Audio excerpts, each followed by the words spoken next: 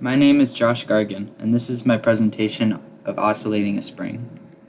We are given a video to analyze a mass attached to a spring, freely moving while attached to a single point.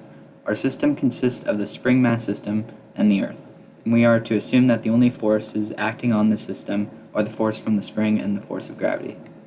The physics principles we have seen thus far still apply to this system, but what is being added is the idea of energy conservation.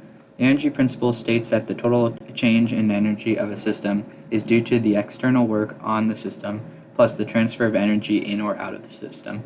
Given we assume there are no external forces applying work on our system and that the total energy stays in the system, the change in energy is equal to 0 joules.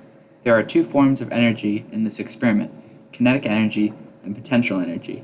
Kinetic energy is the energy an object has as it moves through space, while potential energy is the stored energy an object is capable of releasing due to physical or chemical reactions going on in the system or surroundings.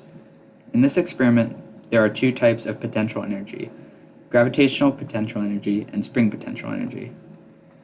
For creating a model of the motion, I applied our current understanding of motion due to Newton's second law and our gained knowledge of energy conservation to show how the energy changes throughout the motion.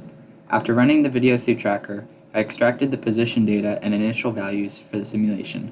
We are given the mass of the object and the delta t that fits the video recording, and the initial position and velocity are extracted from Tracker. I calculated the period value by finding the total time in which the mass oscillates through each cycle and divide it by the number of cycles the mass went through. The value of the spring constant comes from equating the angular frequency to the value of omega, which comes from the position time graph an oscillating object follows. The relaxed length was calculated by equating the force of gravity to the force of the spring when the mass is at rest. Then the initial energy values are calculated based on the formula shown previously. Next, the initial energies are stored as variables and the net force is calculated. The mass's velocity and position are updated, and the spring values L, L hat, and S are calculated. The spring axis is set to the value of L, and a trail is appended to follow the mass through the simulation. The energies are then calculated again, and the change in energies are calculated based on these new energies and the initial ones. The changes in energy are plotted on a graph, and the x and y position of the mass and the experimental mass are plotted.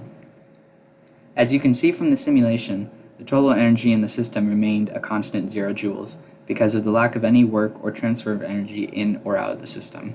You can also see the elliptical path the ball followed.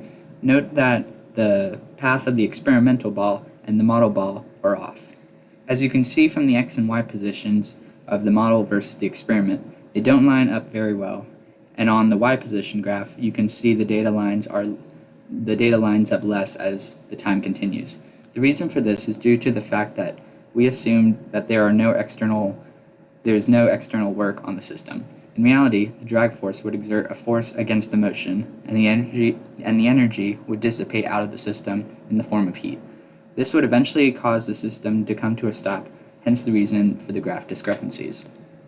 The energy principle is the first law of thermodynamics, and has yet to be disproven. Therefore, it must hold in the case of our experiment and model. In the experiment, energy slowly dissipated out of the system, and there was external work due to the drag force, hence the reason for the model versus experiment position data. In the model, we assumed that there was no change in energy throughout the system, and that the values of kinetic energy and the potential energy must sum up to 0 joules, as seen in the change in energy graph previously.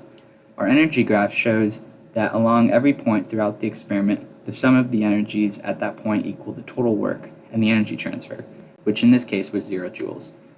As seen by the calculations, the periods for the x and y direction are off by about 0.1 seconds. The reason for this is that there was more motion in the y direction than in the x direction, due to the gravitational force and the y component of the spring force. These values are off by about 0.1 seconds, but this may have been enough to alter my model, because my period measured for the model came from the x data, not the y data. Instead, I should have had two period values that would be used in calculations for their corresponding directions of motion. Thanks for watching.